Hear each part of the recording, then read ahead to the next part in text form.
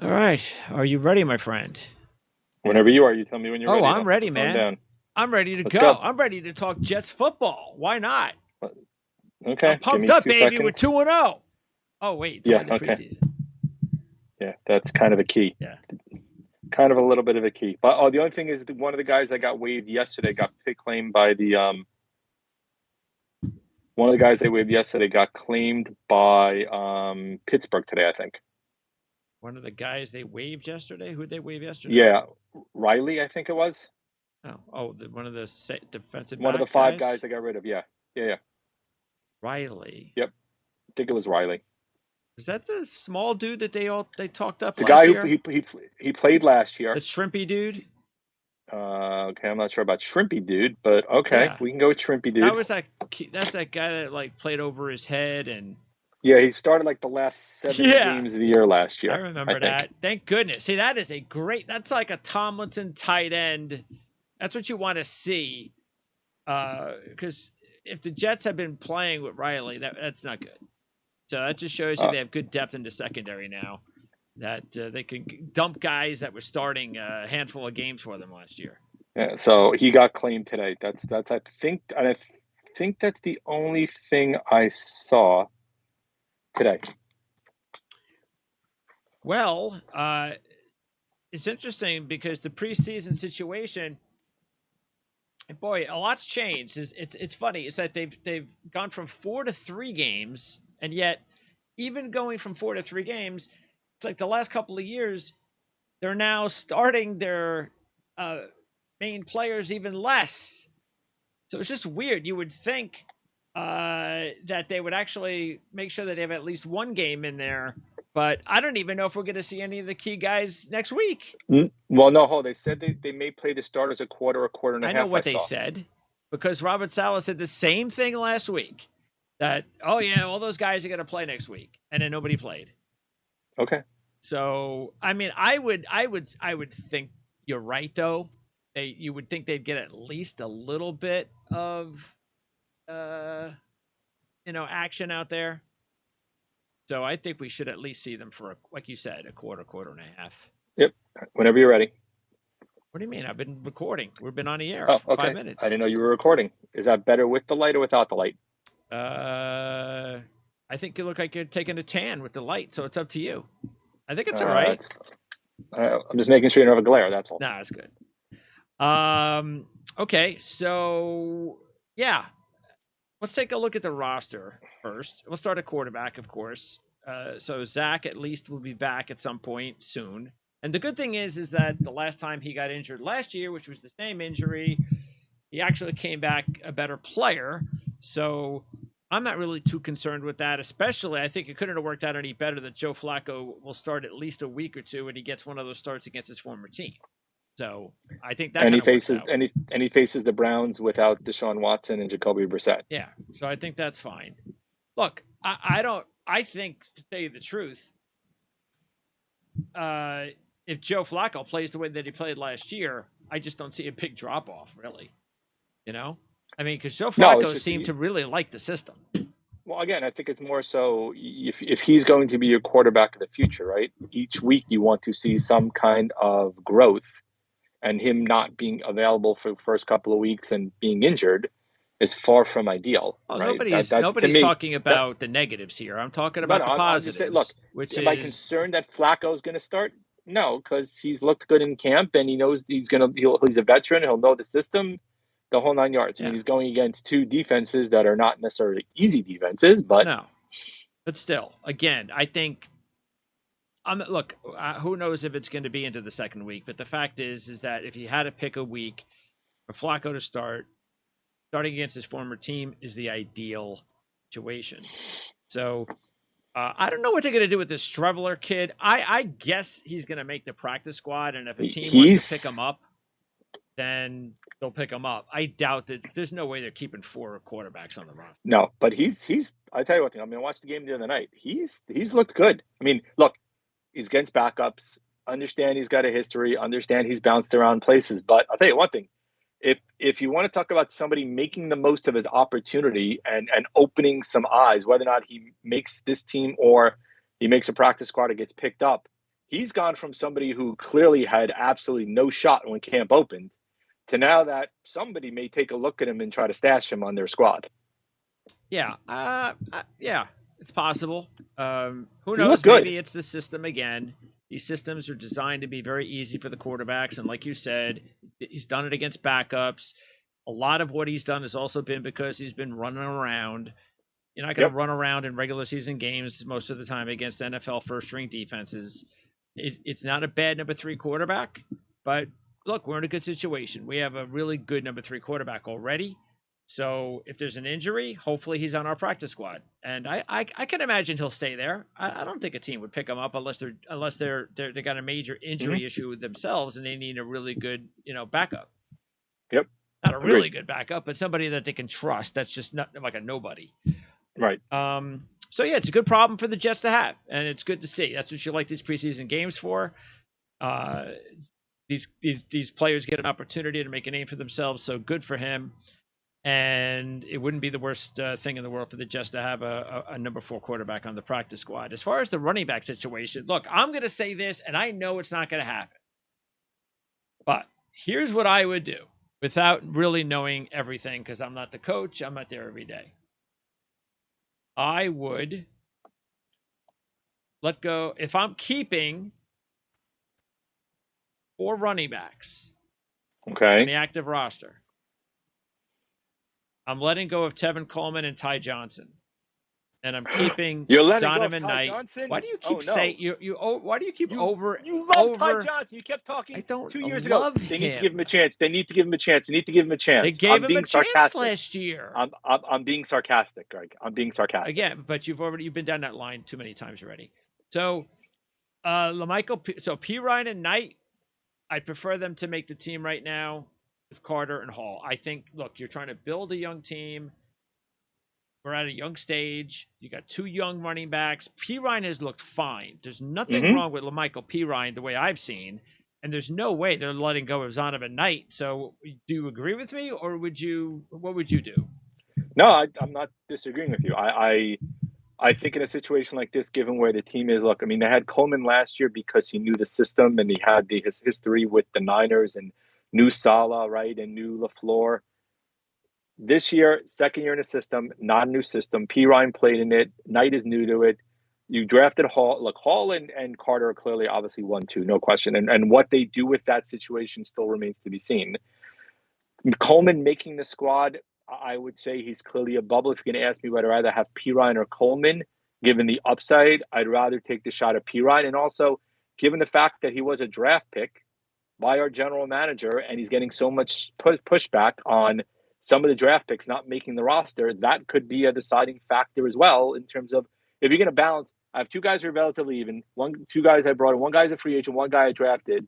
I'm taking a whole bunch of smack for not keeping guys who I've drafted, and I think they're relatively even. Why wouldn't you keep the guy who you decided at the time that you thought would be a good add to your roster? And he's looked good, as you said. Knight's looked good this camp also. So, yeah, I would definitely waive the 2 guys you mentioned, and I'd probably keep P. Ryan and Knight as my 3 and 4. Let me tell you something. There is no doubt that Zonovan Knight has to make this team, and part of the reason is, or at least the main reason this season, is he has to be our top kick returner. He has to be kick returner number 1, and you put him as your number 4 running back, and P. Ryan's your number 3. I just So you're not using Berrios in that role then? No, I'd rather just keep Berrios as my. Well, look, you put Berrios and Knight back there together, but Okay. but Knight would be the guy that I'd want to get the ball because I look, Knight 2 kick return touchdowns last year in college. He's looked awesome so far. Every time he gets an opportunity to return it in the preseason, I just think Berrios is a better punt returner than a kick returner, Yeah. and so that's the way I would do it. And here's the problem: I don't think that's what they're going to do. And that's going to be upsetting to me if they go with the veterans. Right, and then put it this way, I don't see Knight making his way to the practice squad. Yeah. So. Right, which would also be a factor, also in my opinion. Right, that has to be part of the equation. Yeah. And I just get the feeling that they're going to end up probably keeping Tevin Coleman and letting Michael P. Ryan go, and I'm just not going to be real happy about that. But we'll see. I mean, again, look, I have no sense as to which direction they're going to go. I do think from what we've seen out of Douglas, he's comfortable making the tough decisions if need be.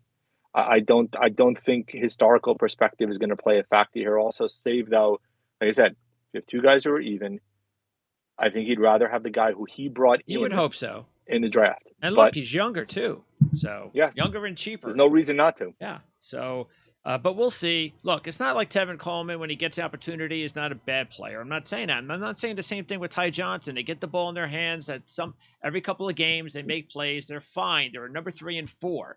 So we're not asking them to be number 1 and 2. All I'm saying is I think these young guys deserve a shot because I think we both know what Tevin Coleman and Ty Johnson are. Mm-hmm. We don't know if LaMichael Pirine can be really good because he hasn't really had an opportunity at this stage of his career with a really good football team, or at least the best team that he's been around. Right. So, correct. Yep. All right. Let's move on. Now let's go to tight end, and we know who the top 3 are. So, look, if after the game Wesco had and Cager's having, it looks like to me it's going to be Cager making this team, don't you think? I agree. Yep. I mean, we liked him a couple of years ago more so when he was suited as a wide receiver as opposed to a tight end. Yeah. But given, look, as we said, backup still, right? You got to take that into account. Yep. But we both liked Cager when he first came out. He got hurt. He missed a good portion of the season. He's come into camp, had a very good camp so far. I think if you're gonna, same thing. Look, if you're gonna take a flyer, you take a flyer on the guy who's probably got the more upside. And probably, I think we both agree that Cager's clearly got substantively more upside than Wesco. Wesco's better suited as a blocking tight end. Cager's more so as a receiving tight end. He's not necessarily a blocking tight end by any way stretch of the imagination. So the only thing that could depend on is what kind of system they think they're going to run and who's better suited to play in that system. Yeah. So talent-wise, it's Cager. I mean, I think there's no question. I don't think from a talent perspective, it's Cager. Yeah, because he's still a developmental guy, but he's a guy that you could still live with as your 4th tight end. Yep. And also, and I'm sure he's playing specials. And then also, you probably just stash Yeboah once again on practice squad if you like, if you think that he still has a future. Okay, and I don't know what they do with Nick Bowden. I mean, that's up to them. Okay, so as far as the receiver situation, everybody's been healthy so far, so that's nice. You've got your top 4 up there, and it's really, at this point in time, it's going to be tricky. I mean, this infatuation with Jeff Smith, I just don't really know about, but they seem to like him so much. The problem is, and I think you saw it yesterday in the preseason game, I mean, there was that pass that Mike White threw over the middle that Jeff Smith high. Problem is, it's a high pass because Jeff Smith's a midget. All right, this is the problem with small receivers, and I think we have enough really good receivers. I get that, but and I know it's going to be about special teams. We saw Mims he got a penalty on special teams. It's the first time I realized he was playing special teams, so I guess he's trying. But I don't know. I mean, I still don't know what they're going to do with that 5th spot. What do you think? I think Smith is a guy you talked about a lot. We've talked a bunch of times. Is you need guys who are suited to play on special teams. Smith is a guy who's suited to play on special teams. Mims is not, right? The other factor with Mims is the same thing when it comes down to Pirine, right? Are you willing to take a guy who you moved in to get into the 2nd round, and are you willing to let him walk knowing he's going to get picked up by somebody else? Has he had a great camp? No. Has he probably had his best camp since being drafted? You could argue because he's been healthy. He's been mildly productive. He's made a couple of nice catches in practice. If you're asking me who I'm choosing, I'm going with the guy who's probably got more talent. If you're asking me if they're going to choose a guy with more talent versus the guy who may slot better into their system, that's going to be the key question, because if they're going to go that direction, then it's going to be Smith making the team over Mims. And look, we've heard and seen some good things out of some of the other receivers. They've made made an impact in practice and in preseason. So we'll see those guys on the practice squad, especially Calvin Jackson, I would expect, and maybe even Charles. We'll probably see those guys on the practice squad. Okay, offensive line, and we know what the top 5 is. So we really haven't talked too much since Beckton's injury, but look, it is what it is.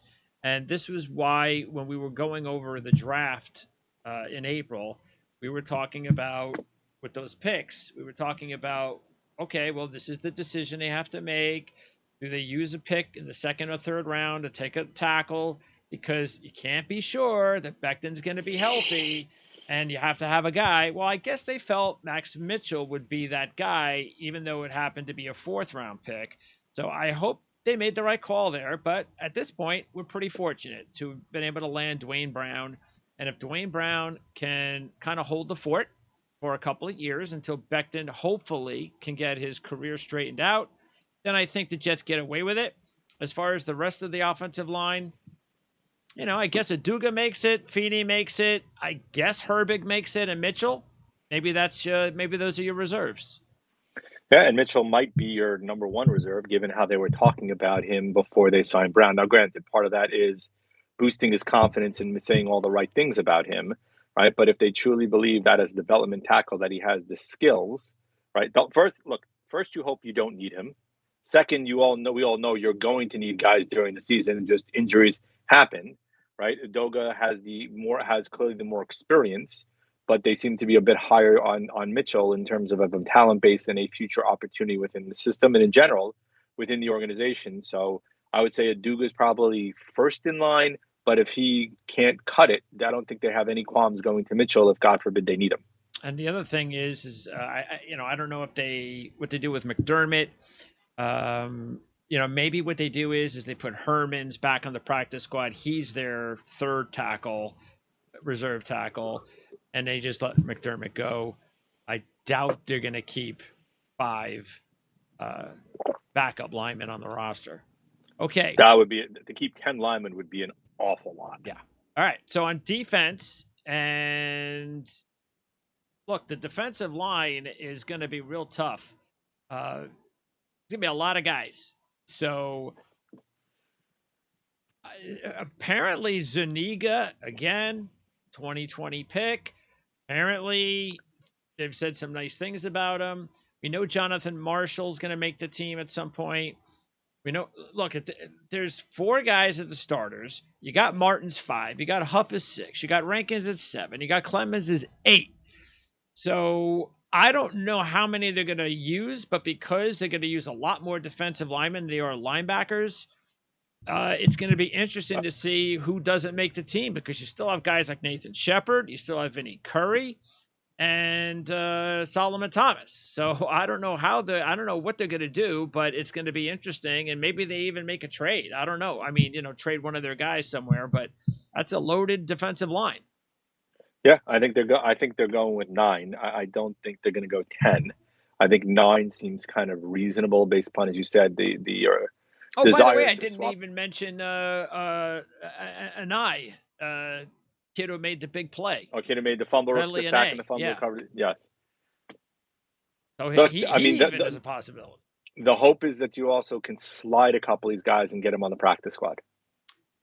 Yes, that is possible. Of course, they could be picked up, but hey, that's a chance you take. So yeah, I'm guessing it's Martin, Thomas, Rankins, Huff is your top 4 reserves. Clemens is 9. I'm probably 10 because you got Jonathan Marshall. So yeah. So how many then linebackers and guys in the defensive backfield you're keeping? See, the thing at linebacker, we know it's Mosley, Williams, Quan Alexander, Sherwood, and Nasruddin. That's your 5. I don't know if you really need anybody else unless it's special teams. Marcel Harris, Phillips. This is where you play that. Maybe we just keep 5 linebackers and 10 linemen. Guess that's possible. Could be. It's possible. So the only thing, though, is hard to read on Sherwood and Nasruddin. I haven't really seen much of them. They're playing, but I haven't really seen them do anything. They'll be special teams guys. So they better they better pick up their games, because they were talked up by this coaching staff last year. Yep. And I'm still not seeing anything this year. Okay, the secondary, and we know right now what the 5 is. Wow. What? I mean, do you recall such a bad game from a potential starter than the one in a preseason game than the one Bryce Hall had? No.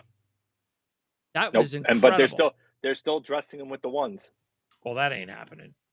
As of right now, they still Yeah, are. I I know, mean, I but think that ain't they'll happening. switch to Gardner eventually, but No, as of no, right now, no, they'll. that ain't happening. After that performance, that is not happening. Well, the whole defense didn't play particularly well. The whole the whole The whole, yeah, but the whole nobody was out defense didn't there. play well.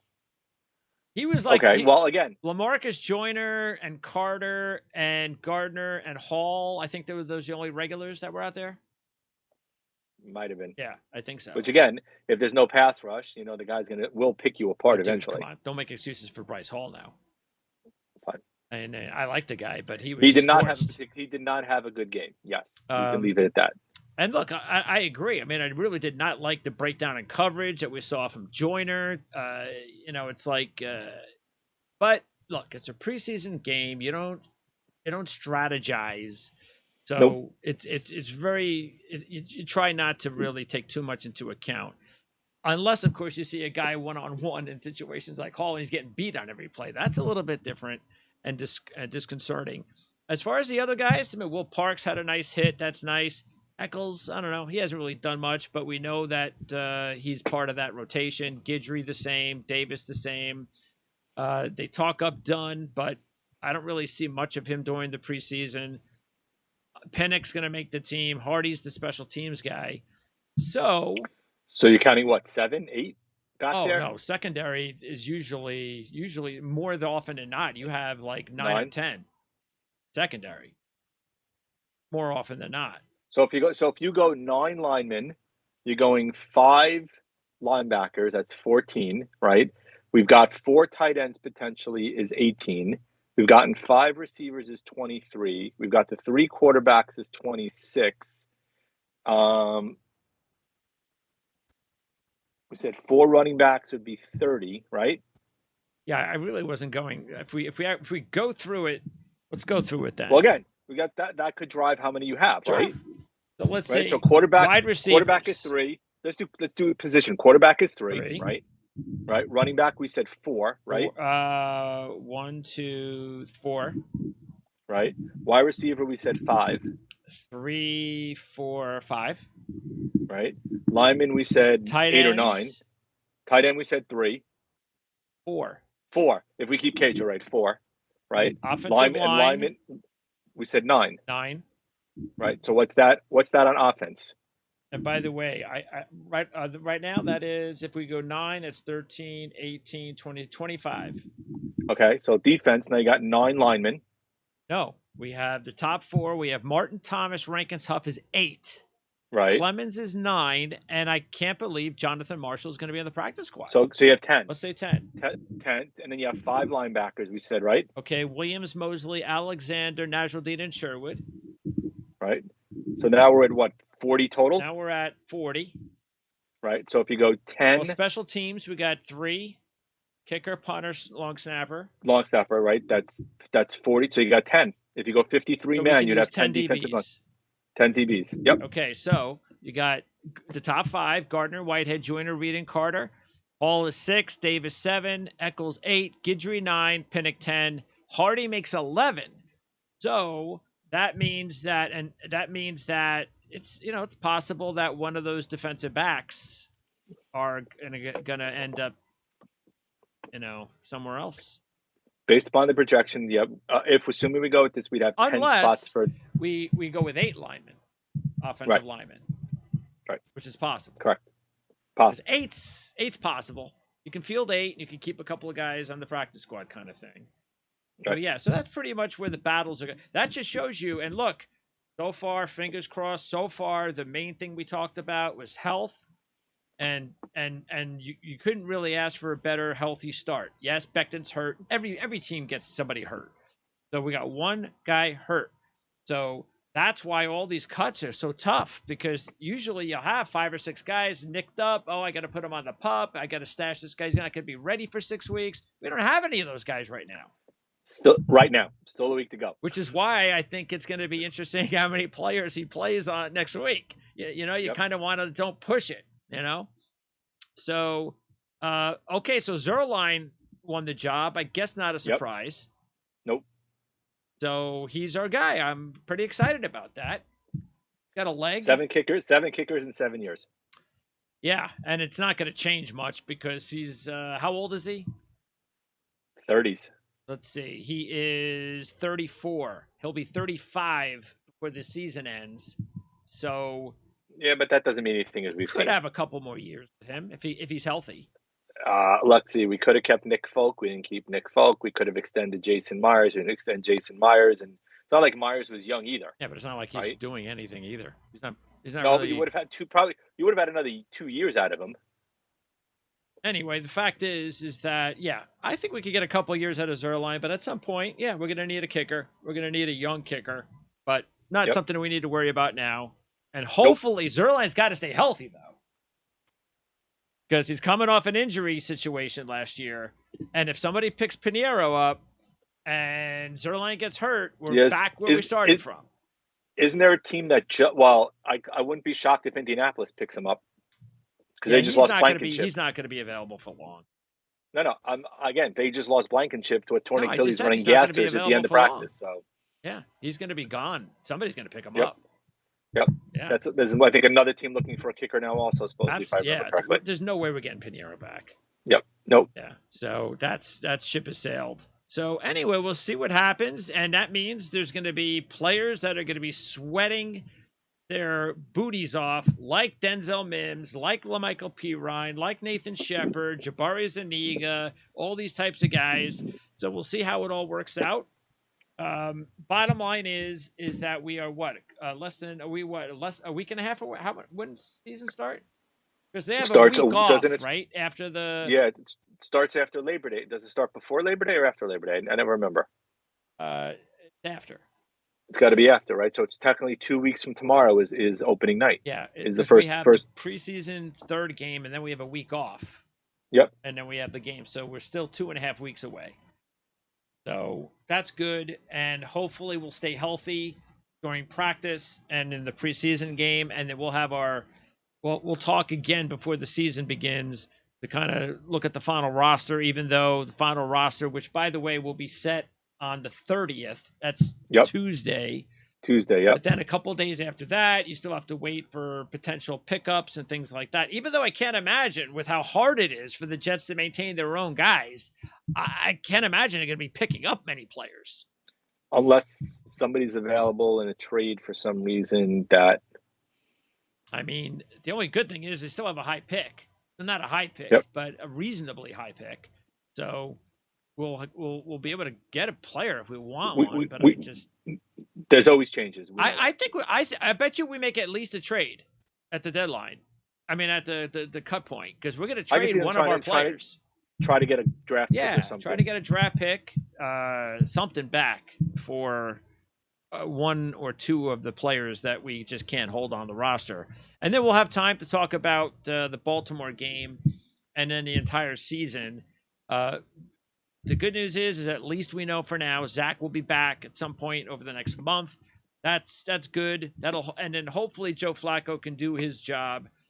Look, he's here not to just go out there like a couple of years ago with a bad football team and just play. He's here and starting for a week or two with this good team in front of him to win football games. Yep. And that's what we need to see him do. And I hope I still think he has it in him. I think he really works with the system well. And I expect him to hold the ship for Zach Wilson, and then we'll go from there. So anyway, Jan, appreciate your time. Anything else? Nope, I think that's it. Nothing else newsworthy from the New York media that I haven't been privy to, being in North Carolina. Nothing Jets, that I've obviously. Nothing that I've seen so far. No. Right, no crazy things. I know I'm going to do some shows coming up in the next week or two because I heard a few guys talk about once Zach Wilson got hurt. Didn't you see some of the national media start to get overly nuts about whether, well, if Zach Wilson, one guy, I don't know his name, one dope, I think it's on ESPN, some former player said that you better watch out because if it goes because the way it's looking right now, the Jets may have to draft a third top 5 quarterback in the draft next year. Like all of a sudden, the guy was freaking out because Zach Wilson got hurt for a month, that the Jets are going to be picking another quarterback in the draft next year. This is a guy that's an analyst on ESPN and making money.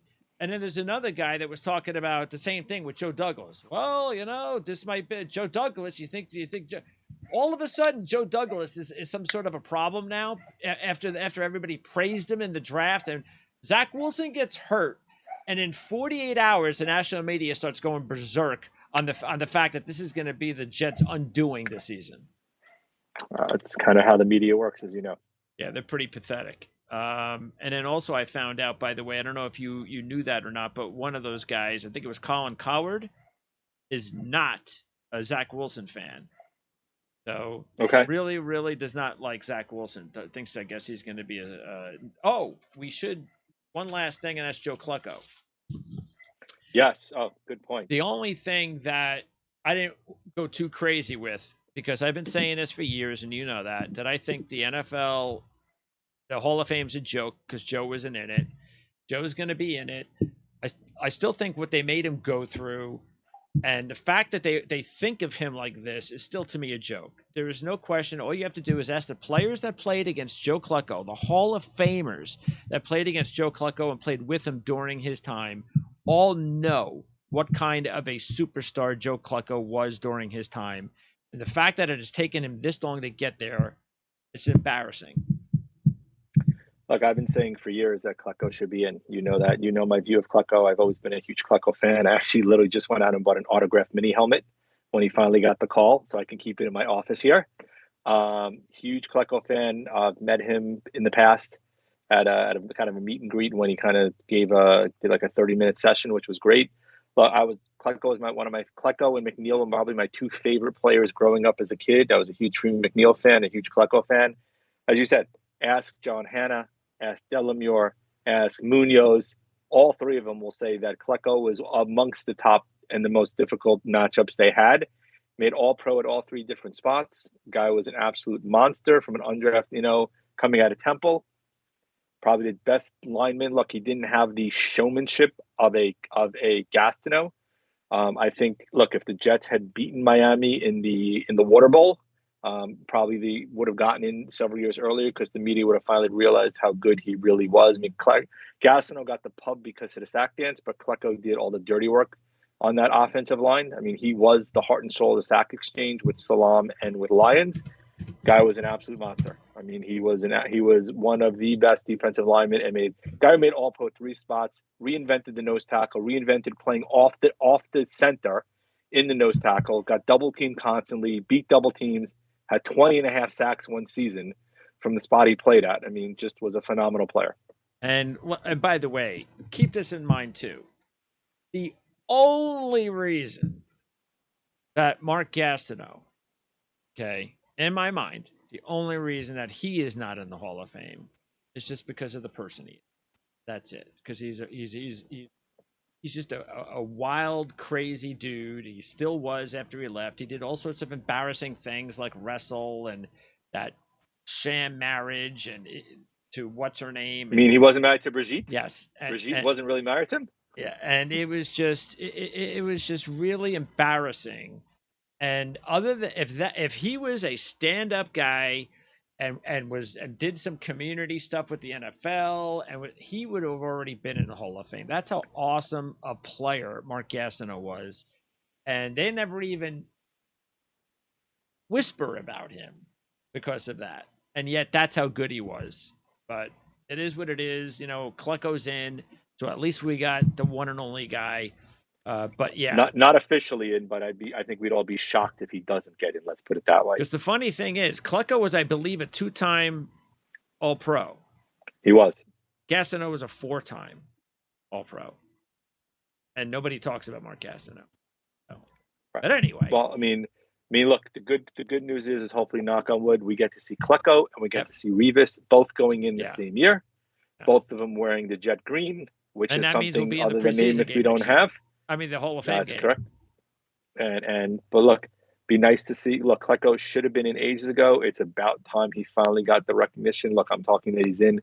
well, I think we'd all be absolutely stunned if for Yeah, some yeah, reason he wasn't voted in. yeah. And I know it's funny. One of the big arguments was why was Klecko picked and not Gradishar, right? And I'm not going to argue because Randy Gradishar should also probably be in the Hall of Fame given his numbers, right? All those guys who are part of the senior committee likely should be in. And you know my view on the lack of transparency when it comes to the vote in general. I mean, baseball is at least half bad because you get the vote being made public. Hockey is the worst because nothing is made public. And we've discussed before how Alexander McGillney is not in is still a crime, in my opinion, in the Hockey Hall of Fame. Football is at least mildly better because it's somewhat transparent, but how Klecko wasn't in and how certain other guys don't get the vote is just beyond me also. Yeah, and not just that, but the guys that get in. You know, it's like, how did that guy get in Yep. and this guy didn't? So yeah, that's why I'm saying it's a popularity contest, and that's why there was no Yep. way Gaston, because he was like a fringe guy, there was no way he was going to get in. Correct. So, all right, we'll talk more Jets football at some point with Jan before the season begins. I'll be back at some point, not only before the season, but also throughout the regular season with all sorts of shorter reports. So stay tuned for that. Make sure. By the way, if you have any questions or comments, please leave the questions or comments, of course, in the description area of basically the comment section of our page here where we have posted this Jet show. We'll be back again in a few weeks to preview the season. Jan, appreciate it. And we'll talk to you soon. Sounds good.